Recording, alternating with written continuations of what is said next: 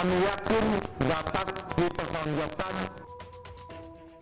Buntut kasus mantan Jampitsus Febri Adriansyah, Presiden Prabowo Subianto menggelar rapat tertutup bersama pimpinan TNI, Polri, dan Kejaksaan Agung di Istana. Dalam pertemuan itu dikabarkan Presiden meminta untuk penegakan hukum secara adil. Sementara itu, Korps Pemberantasan Tindak Pidana Korupsi Polri telah menetapkan Febri Adriansyah sebagai tersangka. Febri dijerat pasal berlapis terkait dugaan korupsi dan pencucian uang dalam 3 perkara, yakni pengadaan batubara PLN, Asabri, dan Krakatau Steel. Kemudian kita juga telah menetapkan saudara MA dalam perkara dugaan tindak pidana korupsi dan atau tindak pidana pencucian uang dalam proses penanganan hukum oleh pegawai negeri atau oknum penyelenggara negara dalam perkara PT Asabri dan atau tindak pidana korupsi lainnya. Sehari sebelum penetapan tersangka, Febri sempat membantah kabar akan mundur dari jabatan Jampitsus. Namun pada Sabtu dini hari, Jaksa Agung ST Burhanuddin telah menerima surat pengunduran diri Febri dengan alasan untuk menjaga integritas dan netralitas proses hukum. Sebelumnya, polisi menggeledah 13 lokasi di Jakarta hingga Sentul, Bogor. Dari rumah pribadi Febri di Sentul, polisi menyita uang tunai dalam 3 mata uang asing serta emas batangan seberat 74 kg. Total barang bukti dari seluruh lokasi ditaksir mencapai ratusan miliar rupiah. Penetapan tersangka ini memantik kemarahan di Komisi 3 DPR RI. Fraksi PDIP dan PAN mendesak Febri dijatuhi hukuman seberat-beratnya, bahkan hukuman mati. Masyarakat sedang susah hidupnya, dia yang harus memberantas korupsi, tetapi malah korupsi. Ini sangat memprihatinkan dan harus dihukum berat. Kalau perlu dihukum mati, apa yang seperti sampaikan Kuswal tadi. Kasus ini sendiri bermula dari penyidikan dugaan korupsi pengadaan batu bara PT PLN. Dugaan korupsi ini disebut-sebut menjadi salah satu pemicu pemadaman listrik atau blackout yang sempat melanda sejumlah daerah di Indonesia. Temuan inilah yang kemudian menyeret nama Febri hingga berujung pada penetapan tersangka.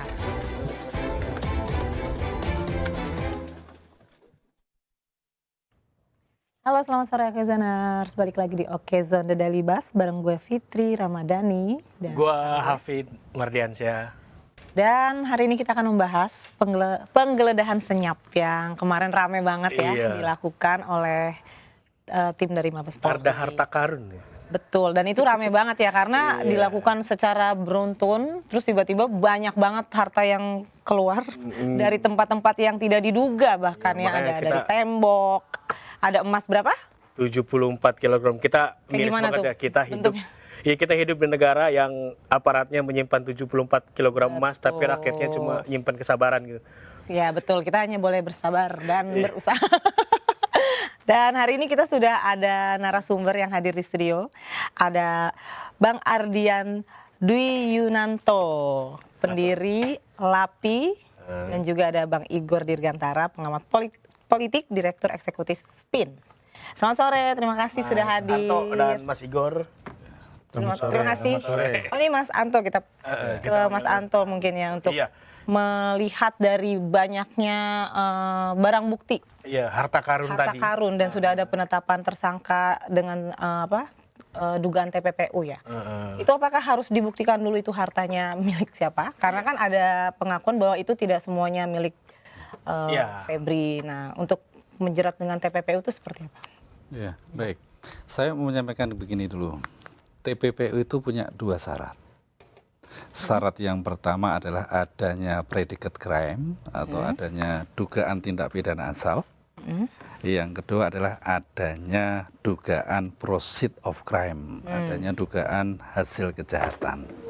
Kalau melihat dari konstruksi kasus yang di Tipikor, diduga ada tindak pidana asal, ya, yaitu terkait dengan kasus Asabri, kasus Jiwasraya, kemudian kasus terkait dengan Krakatau Steel, kemudian PLTU yang terkait dengan suplai batubara. Apabila itu ada dugaan Tipikor, maka itulah yang disebut dugaan tindak pidana asalnya. Tadi disebutkan di introduction tadi kan ya, ada dugaan 3 crime tadi. Jadi kita misalnya berpikir TPPU-nya, oh sepertinya sudah ada dugaan tindak pidana asal, predicate crime. Kemudian ada nggak dugaan proceed of crime atau hasil kejahatannya? Tadi Pak menyampaikan ada ditemukan berapa uang gitu, kemudian berapa emas, itu kemudian yang diduga sebagai proceed of crime. Kalau dari TPPU, syarat TPPU yang disebut sebagai obligation clause sepertinya sudah ada konstruksi yang dibangun oleh Kortas Tipikor. Kira-kira demikian. Ini sudah ada dugaan ke sana ya. Iya, Bang Igor sendiri lihatnya gimana Bang ini? Bang gimana nih? Ada harta karun nih Bang di rumahnya Jampitsus. Ya, itu kan udah biasa ya. Udah biasa. Iya udah biasa. Jadi persoalan politik di Indonesia itu pergantian presiden ya, proses pemilu, ganti kepemimpinan itu nggak merubah misalnya penegakan hukum dalam soal pemberantasan korupsi gitu. Jadi korupsi itu kayaknya tetap stabil, ya kan, bahkan cenderung naik. Nah sebenarnya ketika Pilpres 2024 tuh saya melakukan berbagai atau beberapa survei ya, itu saya melihat sebenarnya persepsi publik terhadap Prabowo Subianto itu jauh lebih positif dalam soal pemberantasan korupsi gitu. Oh, ada misalnya, tegas ya, ketegasan ya, bahasanya ya. Dia memiliki ya, ada tuh di Astacita gitu ya. Selain MBG itu ada juga bahwa dia ingin menegakkan atau pencegahan korupsi itu gitu. Nah, biasanya pergantian rezim ya antara A, B, C gitu itu sama aja gitu pemberantasan korupsinya. Tadi yang saya katakan cenderung stabil bahkan naik. Jadi kayak ganti monyet sama kera, sama aja ya. Gitu. Nah Pak Prabowo itu bisa aja gitu sekarang ini punya potensi biar dia misalnya bisa 2 periode ya, itu mengganti monyet sama Garuda, ya kan? Kan simbolnya dia kan Garuda tuh. Nah, jadi ya karena apa ya? Tikus itu bisa hitam, bisa putih gitu ya. Nah sekarang yang penting kan bisa nangkap tikus itu gitu, tikus-tikus koruptor. Jadi ada persepsi yang positif. Nah saya melihat dalam pemberitaan politik ya sehari-hari, itu Pak Prabowo juga sekarang presiden kita itu sedang mengajukan rancangan undang-undang perampasan aset. Nah itu kapan tuh jadi kelar dong? Ya, tapi kan sekarang kayaknya masih ada sandungan ya di DPR. Nah, seharusnya mahasiswa ini demo tuh mendukung Pak Prabowo. Ya kecuali mahasiswa. Ya, kalau mahasiswa tuh dia harusnya mendukung nih, karena ini yang menjadi hajat hidup orang banyak. Karena koruptor kita itu apa? Kalau menurut saya ya, dia itu kayak nggak takut akhirat. Iya. Karena dia bisa sogok itu, bisa lobby itu dengan melakukan ibadah haji, menyumbang tempat-tempat ibadah itu. Dikiranya bisa ini ya. Iya. Terus juga para koruptor itu kayak apa ya? Nggak takut juga dengan penjara. Ya kan? Karena ingat nggak kasus Gayus Tambunan? Itu 2010. 2010 ya. Saya masih ingat itu dia ditahan karena kasus korupsi, ya, tapi dia bisa berlibur di Bali nonton tenis, dan itu ketahuan, dan itu kemudian menjadi pemberitaan yang sangat besar.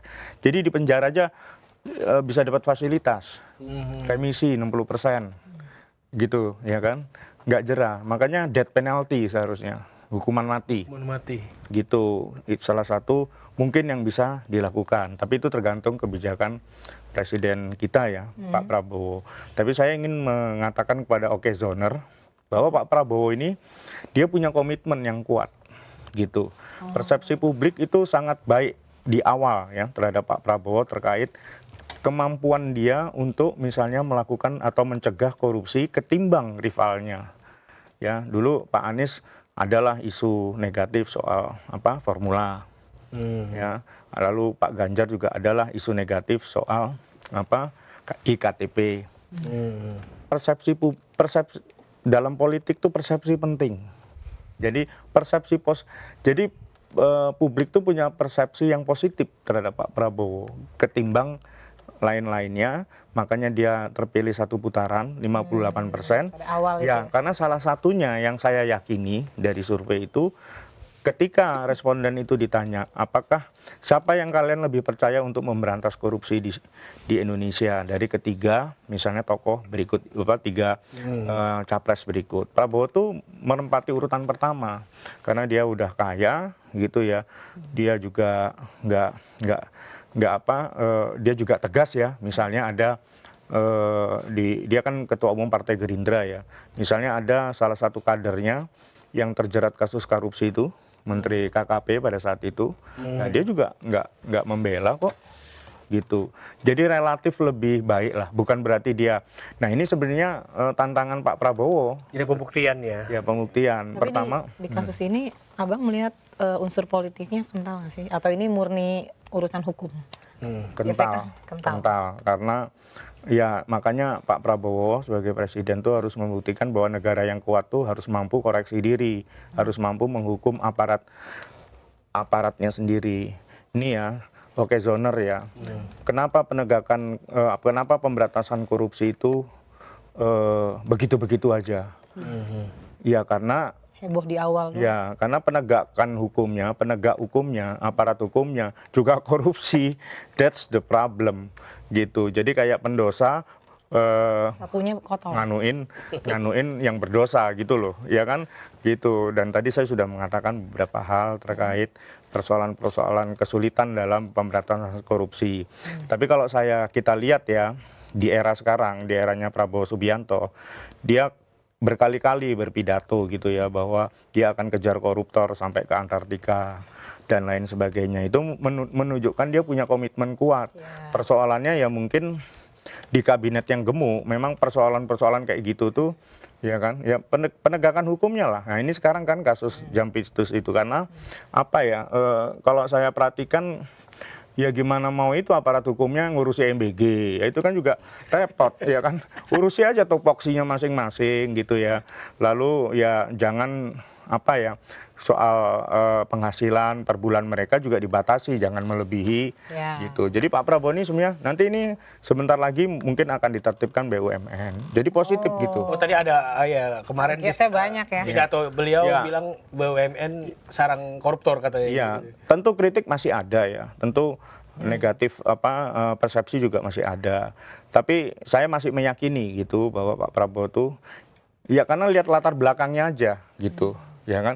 Kalau yang sebelumnya kan intinya keluarganya gitu kan, dinasti lah gitu ya. Ya karena emang nggak bisa dihindari orang Indonesia sejarahnya kerajaan.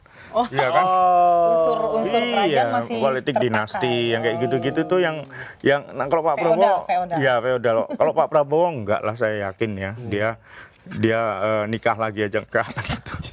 Menurut saya ya. Jadi dia komitmen untuk rakyat gitu. Kita balik lagi ngomongin teknis ke dirinya. Bang Anto nih. Polisi kan nemuin 74 kg emas, terus ada uang berbagai, ada valuta asing juga. Total itu sekitar 476 miliar rupiah. Itu kalau misalkan polisi menemukan uang dengan kepemilikan tidak jelas kayak gitu, itu punya siapa sih? Karena kan kalau misalkan kita lihat di awal juga uang 476 miliar itu bisa membangun 2.800 sekolah loh. Maksudnya gitu loh ya. Atau bisa membangun rumah subsidi katanya, 2.800 rumah subsidi katanya. Kalau itu kan sayang kalau uang tidak ada kepemilikannya, tiba-tiba nggak tahu punya siapa gitu. Tapi kalau Mas Anto analisisnya kayak gimana? Kita mencoba untuk masuk ke pola pikir penyidik ya. Okay. Jadi penyidik itu tidak ujuk-ujuk. Dia pasti melakukan full bucket namanya, ya, mengumpulkan bahan dan keterangan, ya, kemudian melakukan penyelidikan, kemudian naik di penyidikan. Rentan antara penyelidikan dan penyidikan itu banyak kegiatannya, mengumpulkan informasi, sehingga misalnya di rumahnya si Anto itu ditemukan uang dan emas. Tentu dugaan kita, saya sebagai penyidik itu miliknya Anto. Ya. Ini logiknya. Logiknya gitu. ya. Walaupun belum tentu miliknya Anto, gitu ya. Kita harus melihat bahwa itu rumahnya Anto. Di situ ada rumah, di situ ada uang, di situ ada emas. Boleh dong kalau itu diduga punyanya Anto. Itu premis yang harus kita jaga. Iya. Kemudian kok banyak Anto ini punya uang gitu kan ya. Nah, inilah kemudian yang menjadi fokus kita mungkin nggak Anto itu punya uang atau barang segitu banyak, di mana si Anto ini Anto ini beneran loh ya, ini manusia, ya, manusia ada, dia seorang pegawai negeri sipil gitu kan ya, dengan gaji yang terukur toh, Bang Igor, Ya. kira-kira gitu kan ya, si Anto ini loh ya, kemudian mempunyai aset uang dan emas sebegitu banyak. Boleh nggak kemudian kalau saya mengatakan bahwa aset uang dan emas itu di luar profilnya Anto? Di luar profilnya. Iya dong, karena saya orang PNS yang gaji saya 50 juta. Tidak mungkin. Terlalu mencurigakan lah. Di luar pulau, itulah yang kemudian di Kasanah TPPU disebut suspicious asset. Oh. Suspicious asset. Aset yang mencurigakan. Apa yang harus dilakukan? Ini di rumah saya ditemukan misalnya emas sekian kilo, uang sekian kilo, tidak berbanding lurus dengan profil saya dulu. Ini harus dipahami dulu ya. Ini di dalam TPPU disebut sebagai unexplained wealth. Wealth yang tidak bisa di-explain. Kekayaan yang tidak bisa dijelaskan. Kekayaan yang tidak bisa dijelaskan. Inilah awal dari munculnya suspicious asset. Suspicious asset ini muncul menjadi hal-hal pemicu adanya tindak pidana pencucian uang. Loh, jangan-jangan atau punya kegiatan lain yang on rahmatih kegiatan lain yang melawan hukum. Sehingga saya dikulik tuh sama Bang Igor misalnya, gitu. Beliau sebagai penyidik. Nah, digitulah dari unexplained. Gimana kemudian kalau ada unexplained wealth gitu ya? Berarti ya siapa yang melakukan explain? Kira-kira siapa? Si Antonya yang Iya, ketika dibentur ada unexplained wealth, yang melakukan explain kan Anto. Ini bukan duit saya, atau ini duit saya. Kemudian gini, boleh nggak Anto itu punya duit banyak? Ya kalau boleh kalau halal. Nah, itu pertanyaan. kalau jelas. Boleh kalau halal, sehingga saya diberikan ruang nantinya. Tapi di persidangan, gitu ya, bahwa Anto ini nanti akan membuktikan bahwa emas saya, uang saya, itu bisa mampu nggak saya buktikan ini bukan merupakan hasil kejahatan. Boleh dong Anto itu punya usaha yang orang nggak tahu. Atau warisan. Mungkin boleh dong, ternyata bapak saya kan saudagar misalnya. Ini kan masyarakat nggak tahu. Boleh nggak saya nitip? Misalnya orang nitip gitu dari hasil apa gitu. Boleh. Nitip gitu, nitip. Boleh, nitip biasa. Ini saya ngomong Bang Igor nitip ke Anto kan. Yang nggak boleh atau adalah yang dititipkan itu hasil kejahatan. Oh, jadi harus tahu dulu ini harta. Kalau halal apa enggak iya, sih? kalau Bang Igor misalkan nyolong motor nggak boleh dititipin ke sini. Tapi kan nih, orang gitu kan. sering bohong, Pak. Sering bohong. Misalnya maksudnya, enggak ini saya kok kemarin MBG gitu. Padahal ya dia misalnya habis maling motor gitu. Misalnya gitu kan. Boleh nggak gitu? Oh, iya. Atau gimana gitu, Iya. Pak nanti? Kebetulan saya sedikit paham tentang pembalikan beban pembuktian. Pembalikan. Ya, jadi kalau si Anto ini nanti ngomong bahwa ada loh ini Bang Igor nitipin saya, Ada titipan. gitu kan ya. Coba dijelaskan, Pak. Kalau saya tidak bisa menjelaskan, tentu saya akan ngajak Bang Igor, ayo dong ikut menjelaskan. Ini banyak pelaku tipikor itu menggeret orang yang ngasih duit ke Oh, saya. artinya bisa membuka Berarti yang nitipin juga bisa kena transaksi lain dong. TPPU. Yang nitipin diperiksa dulu. Dihadirkan di Oh, ya, persidangan penitip-penitip. dulu. Yang kamu titipkan itu hasil kejahatan atau tidak? Kalau tata jebakannya adalah gini. Kalau itu bukan hasil kejahatan, kenapa ente titipin di Anto? Kenapa Iya. nggak ente titipin buka SDB? Nggak titipin di bank gitu kan? Iya. Anto itu kalau Nah itu, Pak. Jadi kan kalau di bank tuh bisa kelacak gitu. betul Kalau dititipin kan aman gitu, ada Diolah, berangkas, jadi usaha. ada. diolah jadi makanya kalau nggak konangan ya nggak ketahuan nggak apa-apa. Loh ya kan? Kalau nggak ketahuan, Nggak apa-apa, ini ya. masalahnya ketahuan. Jadi harus dibuktikan. Harus membuktikan, termasuk nanti Pak Igor. Kenapa ente nitipin ke Anto? Makanya saya pernah nangani kasus 250 miliar. Wow. Buset. Loh, ini yang heboh kan lebih dari itu. Iya, 476. Apa yang terjadi kasus 250 miliar itu? Yang nitipin nggak mau nongol. Nah, kalau udah kayak gitu. Kalau dari gitu gimana tuh? Ya udah dirampas daripada orangnya jadi tersangka.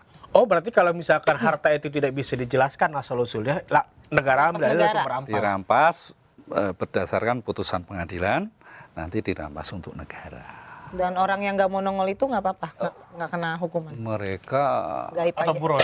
enggak, mereka lebih baik enggak nongol daripada gara-gara uang 5 saya nitipin 5 miliar atau saya jadi. Tapi kan sebenarnya bisa diusut lagi ya dari orang itu ya. Semua possible gitu ya. Tapi Karena intinya, BU kali negara udah yang penting sita aja. BU. ya, itu kebetulan kasusnya itu bukan kasus tipikor yang pada. Oh, bukan tipikal. Ya, jadi intinya sebaiknya kalau nitipin ya di lembaga keuangan yang jelas. Ya. Kalau Pak Igor nitipin ke saya, kalau ternyata saya kesandung kasus kayak gini, hati-hati loh. Uangnya Dicari ya. Ini harta nggak siapa? akan mungkin nongol. Pasti ngilang. Tapi misalkan Ya kan orang nitip, dia yakin aman uangnya iya, gitu. ya, misalkan Bang Igor nitip ke Bang Anto Ada bunker 5 miliar karena punya bunker gitu kan. Ya. Lalu Bang Anto kesandung 100 miliar. 5 miliar dia kan bukan hasil korupsi misalkan, bukan hasil kejahatan. Itu bisa diklaim balik nggak sama dia? Bisa. Kalau dia bisa buktiin.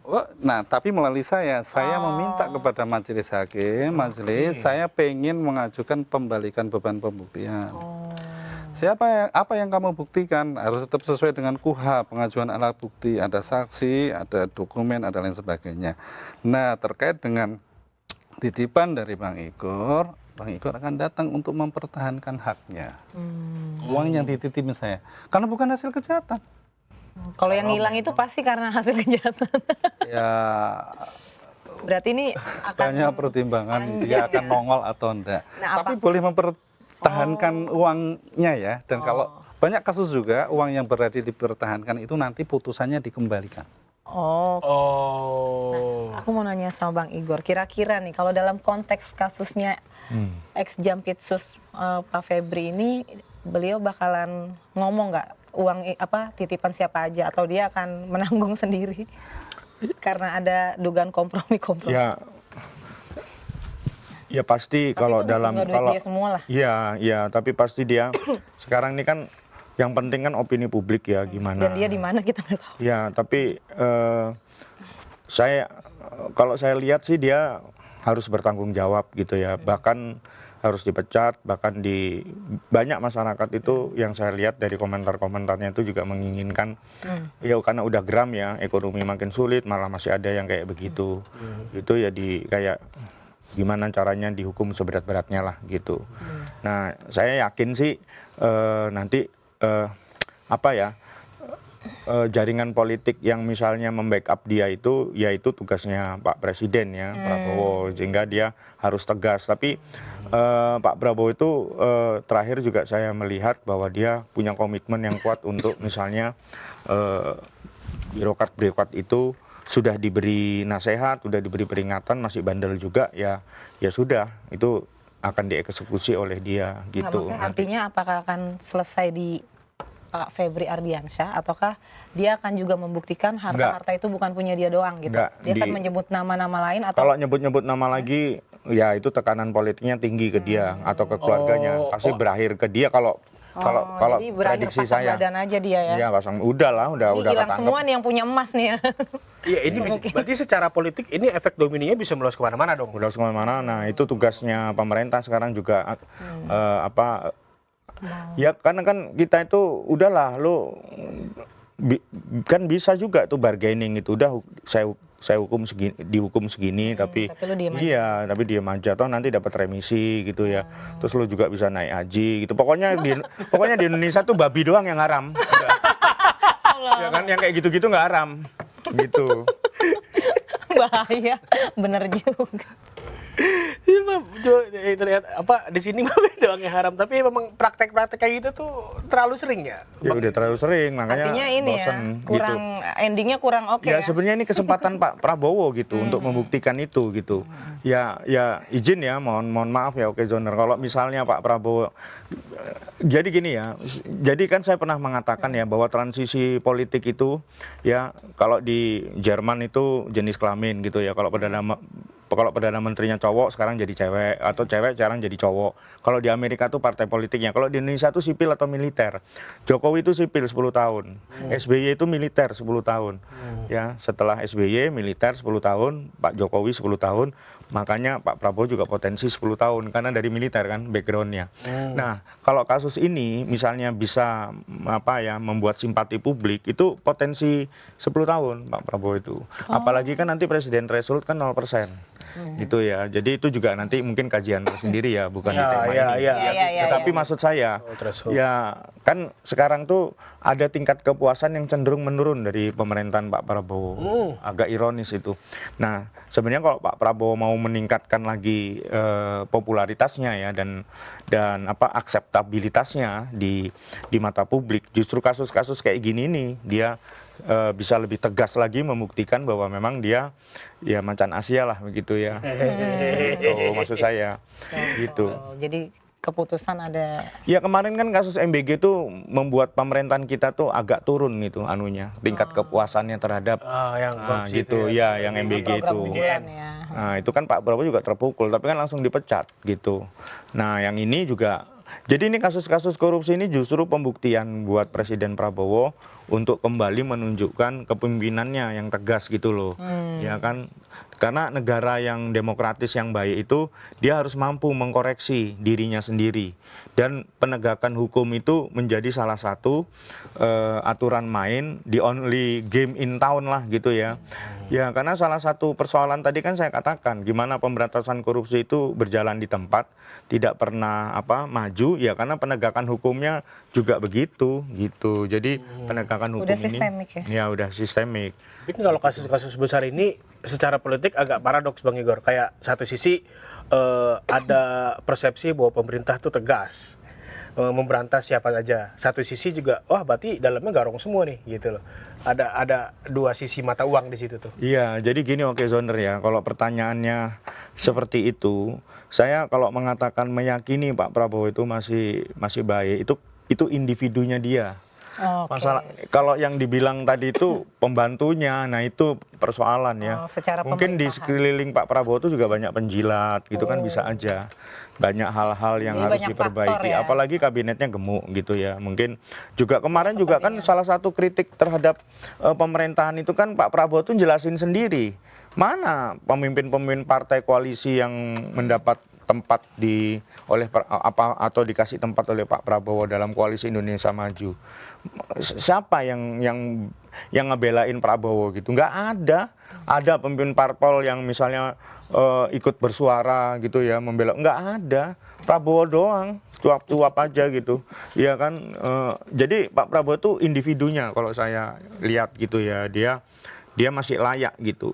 Kalau kita lihat ya kalau orang sudah kaya ya seperti itu ya. Ya udah mikirin mikirin rakyat aja.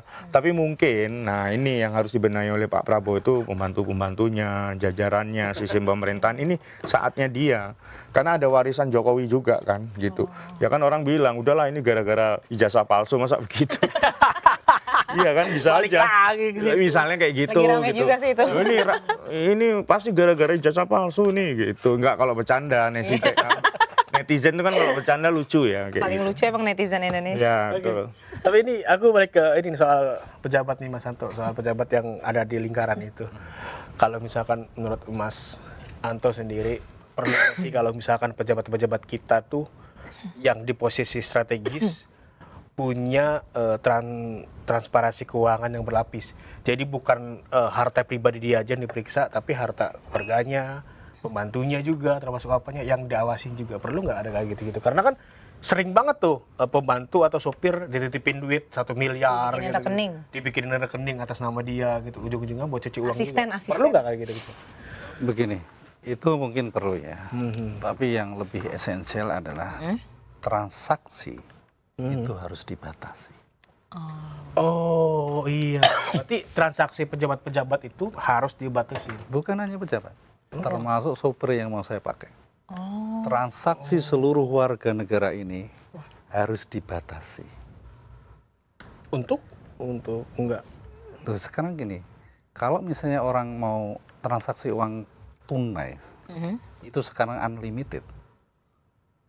Peredaran uang juga tidak bisa terdeteksi. Kalau orang-orang itu punya pembatasan misalnya 100 juta transaksinya dalam setiap 1 bulan atau periode waktu tertentu, uang itu akan terbatasi. Sehingga ketika terjadi levering ya, tidak semudah itu gitu loh. Misalnya, kalaupun melihat perbankan tuh, tidak ada pembatasan. Cuman kalau 500 juta itu dilaporkan ke PPATK. Iya, ada surat sendiri ya. Ya, tapi kalau dilaporkan ke PPATK apakah kemudian ini menjadi pemidanaan? Kan enggak. Itu hanya si Anto ini pernah melakukan cash transaction 500 juta dalam ekuivalen sehari, itu muncul red flag aja. Gitu loh. Tapi masih diperbolehkan. Tapi kalau ada pembatasan uang, transaksi pembatasan uang tunai, uang kartal itu, transaksi saya nggak bisa 500 gitu. Nah, ini akan berlaku untuk seluruh warga negara sehingga sopir saya, pembantu saya, bener tak bukain rekening gitu ya, tak kasih uang tapi terbatasi gitu. Tapi kalau misalkan dibatasi gitu, nanti muncul transaksi-transaksi di bawah meja nggak sih? Itu tidak bisa dihindari ya. Tidak bisa dihindari. Jadi memang nanti konsekuensinya akan muncul bangker-bangker. Iya, bangkir-bangkir kayak gitu. Bangker. Oh ya, bangker. Ya, itu sebuah skim ya. Tapi skim kalau kita lihat TPPU. penyitaan uang korupsi itu selalu tunai ya, beratus-ratus miliarnya tunai. Apakah itu salah satu Kira-kira kenapa saya memilih tunai? biar nggak kedetek Nggak kedetek. Tidak kedetek siapa? digital? Karena Terutama PPATK. PPATK ya benar. Betapa saya melihat ya, PPATK itu lembaga yang sangat strategis ya. Penyedia jasa keuangan atau bank dan sebagainya itu harus lapor. Iya. Kalau nggak lapor, PPATK bisa minta. Kalau tak bawa ke luar negeri, kita bisa minta ke FIU luar negeri. FIU itu PPATK-nya luar negeri. Bisa loh.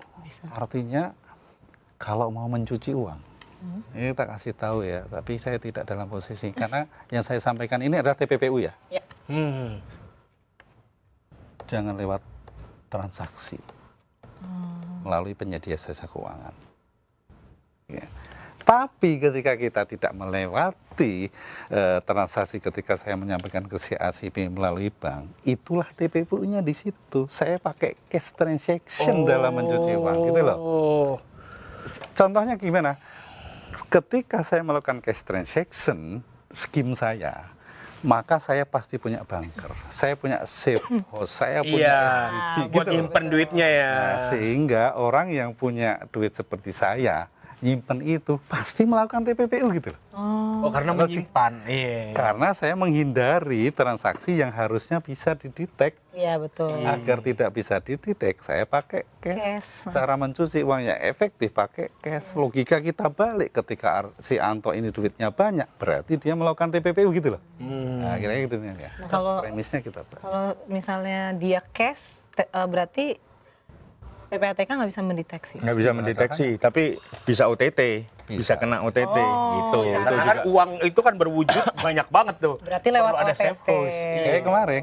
Kita masih butuh OTT ternyata. kita butuh penggeledahan. Penggeledahan. Tapi Bang, ini yang rame banget nih. Sebelum kita ke isu berikutnya, ada yang komen cukup menarik. Saya harus konfirmasi dulu ke Mas Anto nih sebenarnya. Soal dugaan artis yang terbukti menerima atau memutar uang nih. Sekarang nggak rame itu. Terus, tapi dia pertanyaannya bagus nih dari hanya sipil nih. Ketika artis terbukti menerima atau memutar uang hasil kejahatan, bagaimana penegak hukum membedakan antara mereka benar-benar tidak tahu dengan mereka yang sengaja menutup mata? Oke. Kan ada istilah itu apa itu good faith dan willful blindness bahasanya. Aduh, keren juga dia.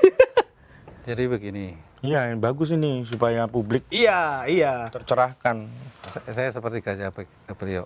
Oke, Kalau- Oke, Oke, Yunus. Zona. Oke, Yunus. Oke, zoners. Oke, Yunus. Kalau Anda ketitipan bukan hasil kejahatan, tidak ada masalah loh. Ketitipan bukan uang kejahatan, nggak masalah. Oke. Kenapa? Misalnya ada temen yang ini, tolong ini puterin. Kalau sepanjang itu bukan hasil Kita kejahatan ya, dimodalin sama kita teman. udah modalin. Sektorial kita kan perlu jalan, tidak ada masalah. Yang menjadi masalah adalah ketika kita itu dititipi hasil kejahatan. Terus saya bisa mengatakan saya nggak tahu atau itu makanya hasil kan kejahatan. Kita nggak tahu. Kalau kita nggak tahu tuh berarti kita mempunyai frase yang kedua, patut menduga. Oh, kok tiba-tiba temen gue kaya gitu. Kira-kira kok tiba-tiba si Anto yang PNS itu gitu ya, titip ke Modalin si gue. Oh, iya, iya. ini yang ratusan miliar lah atau 1 miliar. Ini kan butiran debu yang PNS gitu kan ya. Nah, saya nggak tahu kalau itu hasil kejahatan. Harusnya ente tanya, ini duit apa bro? Kalau kamu tidak menanyakan itu, kamu menafikan keinginan tahuannya dia. Itulah orang yang tahu. Oh, berarti kita kena juga dong walaupun Karena juga walaupun Namanya awal kita TPPU curiga nih. pasif. Oh, TPPU kayak- ada 2. oh, TPPU aktif dan TPPU Iya. pasif. juga berarti walaupun saya nggak tahu tapi saya mau nanya nggak enak kurang dikasih gitu kan. Ketika saya tidak melakukan nanya itulah, itu adalah saya pengen alibi saya tetap tidak tahu, makanya saya nggak nanya. Nah inilah orang yang tahu sebenarnya gitu, dapat ya? Iya, iya, iya, iya. Kita pasti curiga lah teman kita tiba-tiba nitipin, cuman ya udahlah. Apalagi Iya, yang terima duit gue juga gitu ya. Udahlah gue mau dagang. Berarti memang ini dong marak nih di yang sekarang. Berarti harus hati-hati ya, Harus Oke hati-hati. Zona. Gimana sih kalau misalkan kita ketitipan uang tuh? Kalau Tanya. misalkan iya. Ini caranya. Ya, Gimana kasih nih? cara gimana? Kasih tahu. Barangkali aja kan besok ada yang transfer ke gue 100 Dikasih miliar. tip kan? tuh. Tahu. Saya kasih tip, dan tipnya ini tip bener bukan tip bercandaan ya. Saya pertama ya, kita harus tanyakan, Mbak, ini duit apa? Bla bla bla bla. Oke, sekarang saya, enggak ada masalah. Duit warisan, duit bla bla bla, duit apa? Usaha saya gitu. Usaha saya gitu kan dan sebagainya. Enggak ada masalah. Tapi kemudian saya akan buat layer yang kedua. Saya buat pernyataan. Oh iya. Mbak, ini bukan hasil kejahatan. Oh, perjanjian ya. Mbak, pernyataan. Pernyataan. Pernyataan. Bahwa yang saya titipkan ke Anto adalah bukan hasil kejahatan. Oke. Kalau ada suatu saat ini menjadi dugaan tindak pidana, saya yang bertanggung jawab. Anto tidak tahu menahu. Oh iya. Oh. Kalau dia nggak berani bikin pernyataan Tapi berarti takutnya dia malah kabur bang, gimana tuh? udah itu duit kejahatan. Daripada di penjara, Oh gitu. Di atas materai itu ya. di materi kalau perlu dinotarialkan biar menjadi akta otentik. Oh. Ketitipan uang tidak masalah gitu loh, asal bukan hasil kejahatan. Loh, kan kita butuh modal Iya benar. untuk tambah udang kita, untuk pelihara ayam hutan Buat jualan kita. baju bangkok. Baju bangkok. Gitu ya. Mungkin aja Buat beli celana panjang ya. Tapi tentu kalau misalnya dari Bang Igor kan saya percaya pasti bukan hasil kejahatan. Jadi ada profil-profil yang kita bisa curiga atau tidak kan. Kalau Atau dia nggak nanti- mau bikin pernyataan berarti itu Iya. mencurigakan. Atau Sebaiknya ya. Pinjam di bank aja. udah. iya aku ketitipan karena misalkan profilnya Mas Anto yang menitipkan uang ke saya adalah seorang importir yang sukses misalkan gitu. Jadi saya percaya sama dia Iya. tanpa ada akta-akta gitu. Tetap kena saya. Nah, Hati-hati. Apa itu? Kalau ternyata ada masalah dan menyangkut uang itu bisa jadi loh itu. Saya mengatakannya bisa jadi loh nanti Mas kena TPPU pasif. TPPU pasif itu hukumannya sama dengan aktif atau gimana? Nah, kalau aktif kan di pasal 3 20 tahun, ini kan 10 tahun. Jadi TPPU pasif itu begini ya pemahamannya. Orang yang menerima atau menguasai atau menggunakan hasil kejahatan. Hasil kejahatannya orang lain. Menerima aja udah bisa. Itu loh. Makanya hati-hati. Menerima yang patut diduga itu merupakan hasil kejahatan. Kalau bukan hasil kejahatan, hakul yakin saya tidak akan kena TPPU. Saya itu ahli TPPU 500 kasus loh. Iya. Banyak yang aman ya sebenarnya. Sebagian besar memang aman kalau misalkan titipin uang gitu-gitu. Nggak ada masalah. Mau artis mau tidak, asal itu bukan hasil kejahatan. Makanya kalau di PPATK itu kan muncul istilah istilah kalau bersih kenapa harus risih? Kalau bersih, Bersih, kenapa kenapa harus risih? Bersih kenapa harus risih? Berarti kita harus cek bunker-bunker di kafe-kafe. Ah, Kita kalau kafe Ya periksa-periksa. semenjak ada kasus yang kemarin itu sama Zaro Richard itu, setiap ada rumah kosong, gue intipin tuh, duitnya enggak nih gitu. Kali aja bunker. Iya, kalau aja ada bunker dia gitu kan. Tapi ini ada pertanyaan lagi nih dari netizen, dari Occasioners nih buat Bang Igor yang cocoknya nih. Dari @Pangeran Cicayur nih. Bang, bener nggak ini pertarungan Solo versus Kertanegara? Bener nggak nih di kasusnya Febri ini? Kalau dari kacamata politik, Bang Igor. Pangeran Ya, Cicayur kritis sekali. Menurut saya itu mungkin saja terjadi gitu ya, potensi itu ada gitu. Kita lihat belakangan ini kan memang ada ya isu-isu yang seperti itu ya, kerenggangan dan lain sebagainya. Yang di Solo agak sulit ketemu, yang di Kartanegara hal-hal semacam itu. Tetapi kalau misalnya ditanyakan secara resmi, saya rasa sih enggak ya, karena kan duet sekarang kan Prabowo Gibran gitu. Jadi hal-hal semacam itu masih bisa diredam lah gitu, walaupun potensinya ada gitu.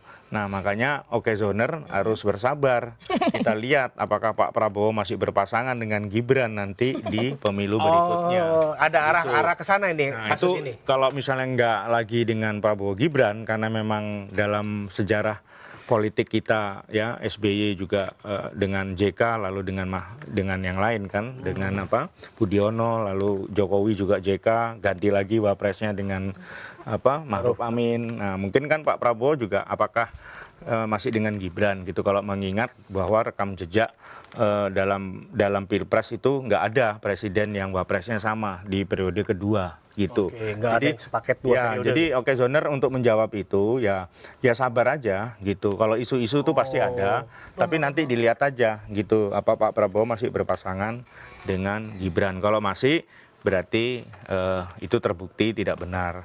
Kalau enggak berarti emang friksi itu ada gitu ya.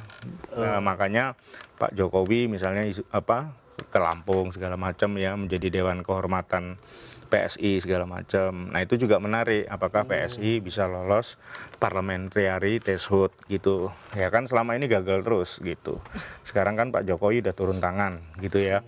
Karena memang dalam negara demokrasi itu ya tetap aja gitu selalu ada tendensi dinasti gitu. Di Amerika aja ada dinasti Kennedy kan gitu, nggak bisa disalahin gitu ya, tergantung publik gitu. Tapi publik kita kan memang sebagian besar mayoritas tuh masyarakat di desa ya, yang suka terpana dengan hal-hal yang misalnya seperti Pak Jokowi lah gitu ya, orangnya kulo nuwun gitu ya, sudah tapi belum gitu.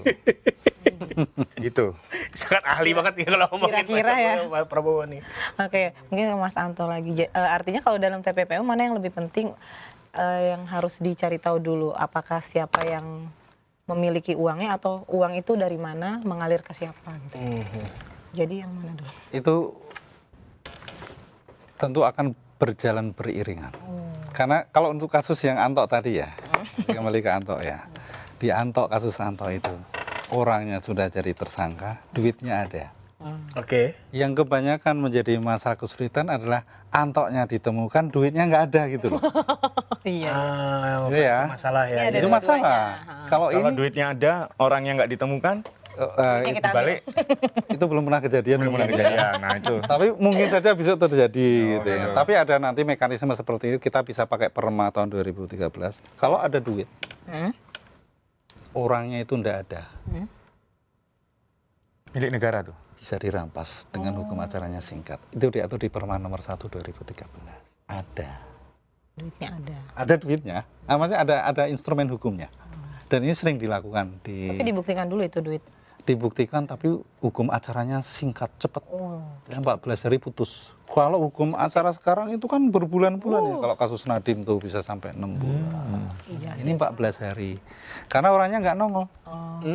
Gitu. Ada yang ngaku, ambil aja gitu. Ini misalnya terjadi di kasus bisnis email compromise, hijack itu loh. Email di-hijack, Peratasan. email di-hijack, kamu bayar ke tempat si A gitu ya, harusnya ke A, tapi di-hijack emailnya cuma beda underscore aja email itu. Jadi disiapkan punyanya si B. Ya, itu kalau kemudian Bariskin freeze uang tersebut, uangnya nggak akan keluar. Dan ini sering sekali saya menemukan kasus-kasus seperti itu. Uangnya nggak keluar gimana tuh maksudnya? Orangnya tidak keluar. Oh. Si pemilik Tapi asetnya dikunci. asetnya masuk di rekeningnya Anto misalnya. Gitu kan ya. Ya, di freeze sama penyidik, diblokir. Oke. Ketika diperiksa Anto ini nggak pernah, Anto ini udah kabur. Karena saya menghijack orang yang harusnya transfer ke rekeningnya Bang Igor gitu loh. Saya hijack. Itu namanya bisnis email domain. Atau kemudian misalnya kita ke judi online. Oh, itu. Ada rekening judi online di freeze, diblokir. Kira-kira muncul nggak orangnya itu? Ya nggak akan muncul. Ya enggak lah, Iya. ketangkep Nah, bandara. gimana kemudian uang yang begitu banyak gitu? Nah, ada instrumennya menggunakan Perma nomor 1 2013. Tapi itu duit judul. Tapi nggak apa-apa tuh kalau duit judul diambil Diambil negara terus buat bangun apa MBG? MBG lah. Nanti masuk ke Jangan dong, bisa bendera dikasih umum makan duit negara. Gitu. judul. Ngeri juga. Terus ini juga nih yang menarik banget nih dari @salsi Pandera. Kalau APH penegak korupsi dia malah korupsi, harusnya hukumannya lebih berat dari pejabat lain. Hukuman mati itu udah harga mati nih, no debat. Ayolah jadikan hukuman mati ini sebagai shock terapi untuk yang lain. Setuju nggak nih Bapak berdua nih? Nah, ya. Dari Bang Anto dulu deh. Iya. Dari Memang Penutup nih ya, ini penutup ya? Udah penutup? Belum. Saya mau nanya soalnya sama... Iya. Aman. Oke, Silakan Mas. Mas Anto dulu. jadi memang begitu kaidahnya. Kalau aparat penegak hukum melakukan tindak pidana otomatis lebih berat putusannya nanti. Nanti di pertimbangan majelis hakim itu akan bahwa dia merupakan aparat penegak hukum. Dia tidak melakukan hal yang seharusnya sebagai penegak hukum. Otomatis itu nanti akan menjadi pemberat. Jadi di putusan itu nanti ada hal yang meringankan. Ada hal yang memberatkan. Nah, bagi aparat hukum yang melanggar peraturan itu, melakukan kejahatan, di pertimbangan memberatkan pasti menjadi berat. Itu kaidah. Saya dulu pernah jadi hakim soalnya. Oh, Jadi itu secara alami akan diberatkan, tapi untuk hukuman mati belum tentu. tapi kan tergantung kejahatan crime-nya, ya. kejahatan kita tuh kan yang paling parah tuh kan memang selain korupsi kan memang kayak misalnya narkoba ya. Sudah ada Iya, yang karena dihukum narkoba udah mati. ada hukuman mati ini. Kayak kalau Bang Igor sendiri ngeliatnya kalau penegak hukum malah melanggar hukum itu layak kena hukum mati. Nah kalau di Cina layak, makanya maju. Kalau di Cina itu koruptor itu ya oke, Zoner bisa cek itu di Google ya. Itu tegas sekali pemerintah, padahal komunis gitu. Makanya saya bingung kalau di Indonesia tuh kok babi doang yang haram ya. Gitu. Yang kayak gitu-gitu nggak haram. Kalau di Cina dihukum mati itu, dihukum mati gitu ya. Kasih efek Ya gitu ya. kalau ada ketangkep misalnya melakukan hal-hal yang kayak korupsi gitu, makanya Cina begitu maju gitu ya, ekonominya dan lain sebagainya.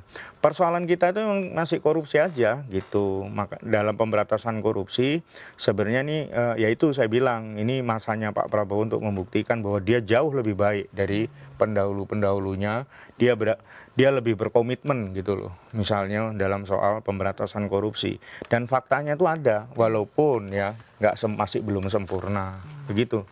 Nah, Tadi menurut mau saya. nanya apa tadi ke Bang Saya Anto? mau nanya, sebenarnya yang ditakutin koruptor itu apa sih Pak, gitu? Kalau saya ngelihatnya mereka tuh takut miskin ya. Nah itu. Pertanyaan saya Kan penjara dia nggak takut. Kita takut. Tuhan nggak takut. Nah, ya Bisa kan? ada peran pengganti. Takut ketahuan Peran kan. pengganti gimana? Di penjara peran pengganti Aduh, gimana peran nih? pengganti gimana? Nih, peran pengganti di penjara gimana nih? Ayo. Iya, saya setuju sama Pak Igor ya. Saya sini bertanya-tanya. Saya itu 25 tahun bergerak di bidang anti korupsi, anti pencucian uang ya. Saya juga heran ya. Trennya itu nggak turun. Nggak loh. turun ya. Trennya naik. Naik.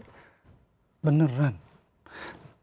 Saya nggak ngerti, saya nggak bisa jawab itu. Iya, takut miskin. Penjara tadi nggak bisa. Ya harus ditanya langsung Akhirat, ke koruptor. akhirat juga nggak bisa kayak nggak takut gitu. Mikirnya makanya. kalau membangun masjid jadi Membersihkan. seimbang ya antara dosa dan Iya, ini. karena Begitu. muncul pemikiran itu kan kalau misalkan uang korupsi buat umroh, nanti jadi dosa lebur, padahal kan hitung-hitungannya beda lagi. Ya ngasih anak yatim juga banyak. Bukan berarti nggak loh, emang mereka ngelakuin itu. Oh, dikasih anak ya. Makanya yang mereka takutin tuh apa? Nah, kalau memang miskin, maka dukunglah Presiden Prabowo itu menggolkan RUU perampasan aset.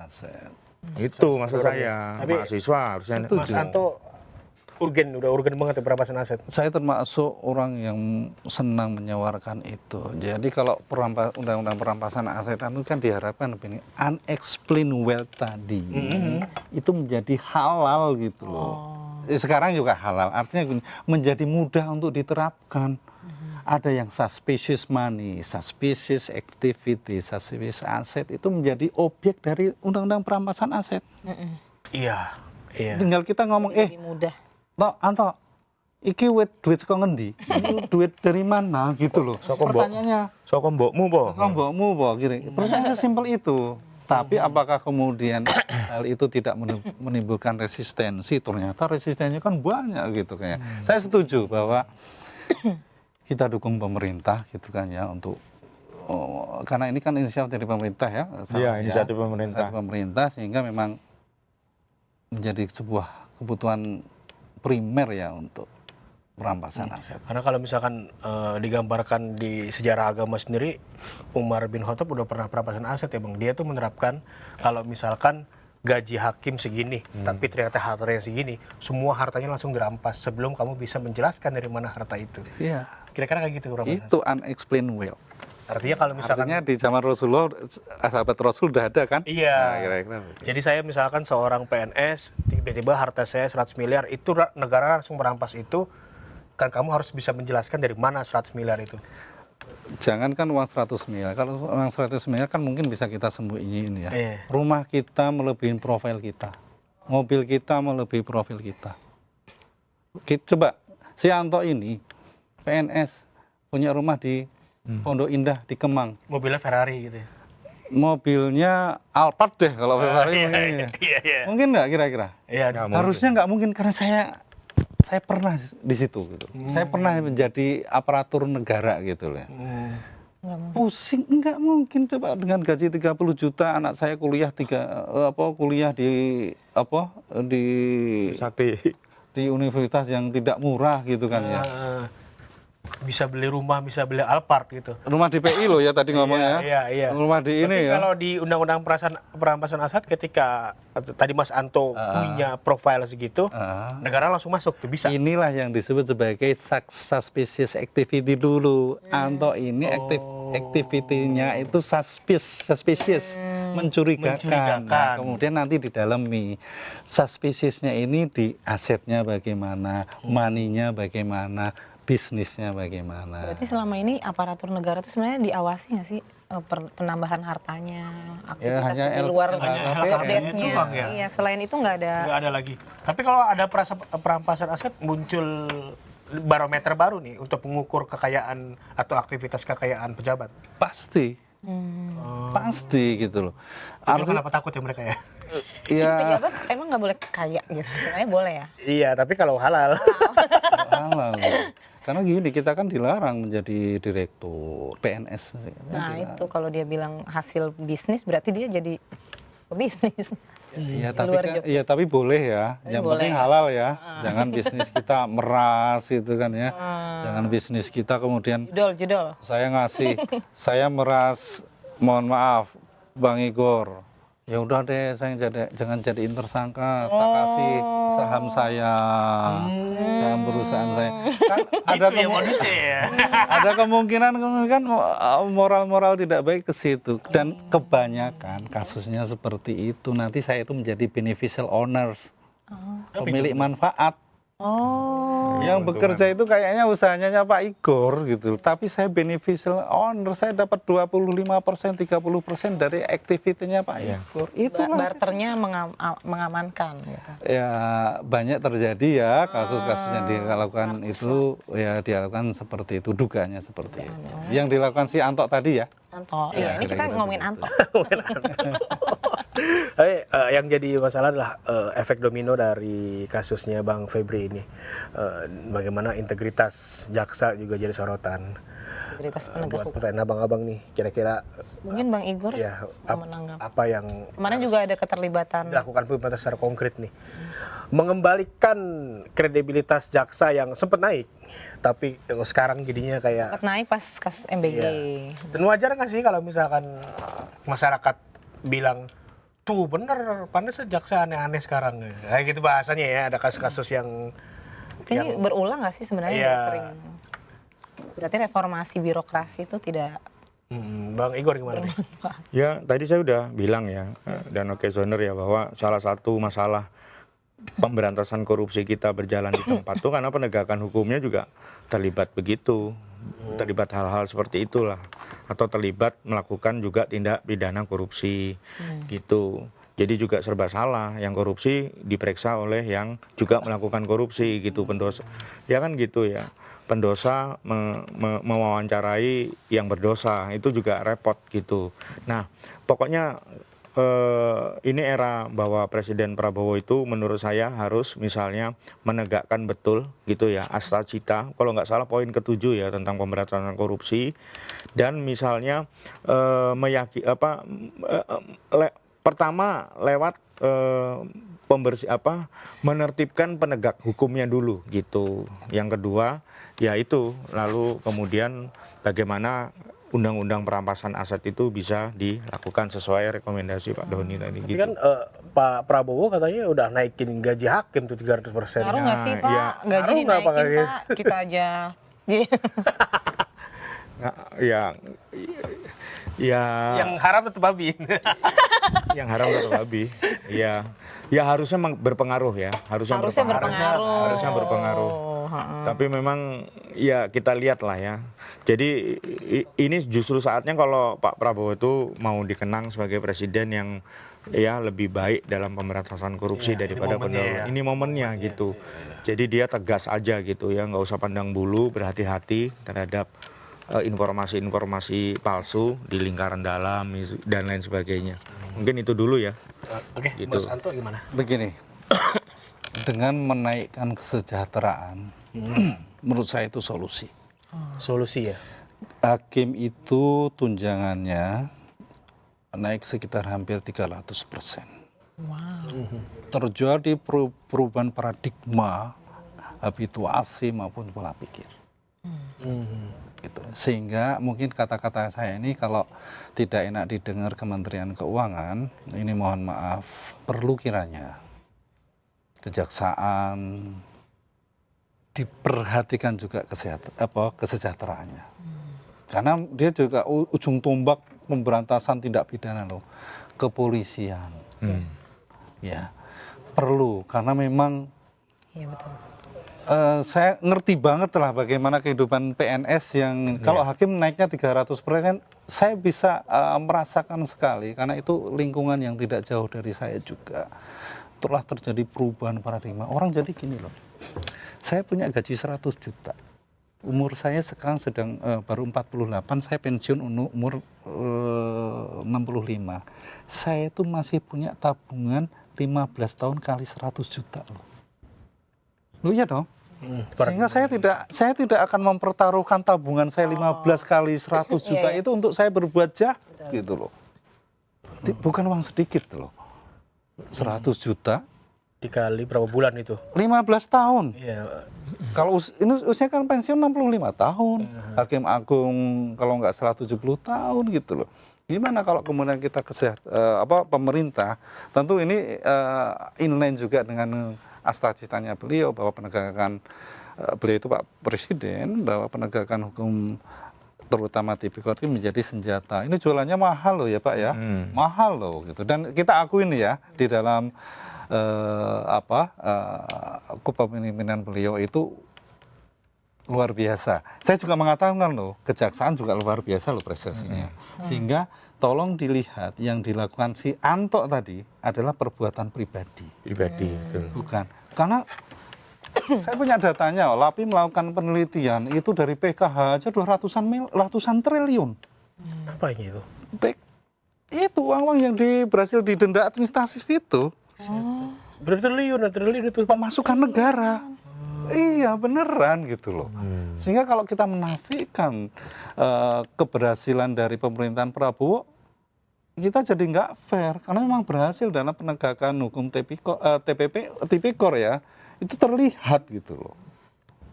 Kita bisa mengembalikan hutan yang 50 juta Ya, betul, Pak. hektar loh. Iya. Terlihat tapi tertutup oleh kasus-kasus besar kayak gini. Nah, tapi mas saya lihat perbuatannya Anto tadi jangan melihat jangan kemudian menutup panas setahun masuk dibalas hujan sehari. Anto ini oke, saya pejabat di suatu instansi tertentu, saya kemudian melakukan tipikor, tapi fairkah ketika kemudian itu ada representasi atau cermin dari instansi saya? Kan tidak. Ini adalah moral hazard dari saya yang jahat kan begitu. Saya melihat beneran belum pernah kejaksaan itu semasif ini dalam pemberantasan tipikor di masa Pak Prabowo inilah. Iya. Saya tidak mengatakan di masa presiden-presiden sebelumnya nggak ada loh ya. Iya. Tapi yang masif. Tanya Pak Purbaya deh. Revenue dari PKH itu ratusan triliun. Jadi emang di era Pak Prabowo ini kasus-kasus besar tuh bisa diungkap gitu. Sebenarnya beda dengan yang Oke, yang mungkin udah-udah. waktu juga nih yang misalnya kita, aku mau closing statement dulu dari Mas Igor dulu, terus Mas Anto. Gimana Mas Igor? Closing statement untuk Ya. kasusnya Mas Nuri. Ya mungkin Mas Anto lebih pas ya kalau untuk rekomendasi ke masyarakat. Tapi kalau saya sih berharap rancangan undang-undang atau undang-undang perampasan aset itu segera bisa diresmikan oleh Presiden Prabowo. Itu aja. Dan saya setuju dengan Pak Anto tadi terkait sebenarnya masih ada kok jaksa yang baik gitu loh, hakim yang baik. Jadi jangan dipukul rata lah gitu.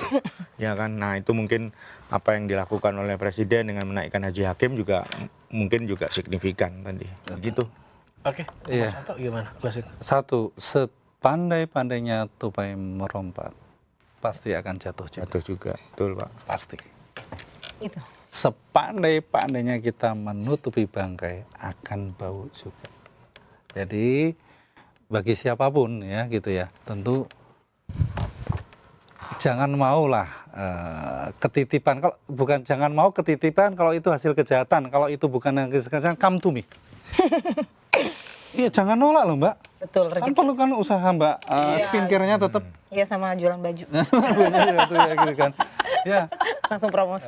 kira-kira demikian. Kalau bersih kenapa harus risih, kira-kira gitu. Kira-kira demikian. Oleh gitu ya. Bersih, ngapain takut risih, dan hati-hati ketitipan.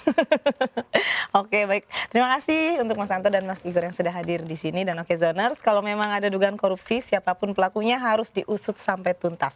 Tapi hukum juga tidak boleh kehilangan legitimasi karena dipersepsikan sebagai alat untuk saling menekan atau menjaga keseimbangan kekuasaan. Saksikan terus Oke Zone The Daily Buzz dari hari Senin sampai Jumat jam 4 sore. Gua Fitri. Wah, Hafid. Sampai jumpa. Hafid. Terima kasih, Pak.